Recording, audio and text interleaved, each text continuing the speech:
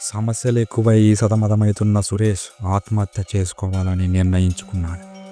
అటుగా పరవళ్ళు తొక్కుతున్న గంగా నదిలో తూకడానికి ప్రయత్నిస్తుంటే ఒక సాధువు ఆపాడు.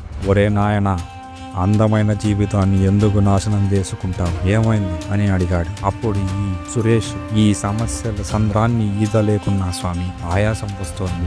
ఏ దేవుడు నన్ను ఇందులో నుంచి బయటపడేయలేకున్నాడు, అందుకే దేవుడినే నిలదీద్దామని ఆయన దగ్గరికే వెళ్తున్నా అని సురేష్ అన్నాడు. ఆ సాధువు నవ్వుతూ, సముద్రం ఈదలేని వాడికి సుఖాలు ఎలా దక్కెను నాయనా అని అన్నాడు. అదేంటి స్వామి, దేవుళ్ళకేనా సుఖాలు, రాజభోగాలు? నాలాంటి వాడిని కనీసం కనుకరించడా ఆ దేవుడు అని సురేష్ అనగానే ఆ సాధువు ఇలా బదులిస్తాడు.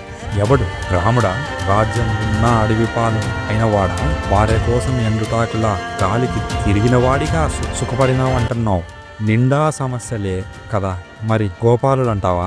గోకులంలో చిన్న వయసు నుంచే చంపాలని ప్రయత్నించారే, తర్వాత ఏదిగాక కనీ ఎరగని కలలో కూడా ఊహించలేని ఒక మహాయుద్ధాన్నే చూశాడే. ఎవడు సుఖంగా ఉన్నది? కర్మ ఎవడి సొత్తు కాదు నాయనా.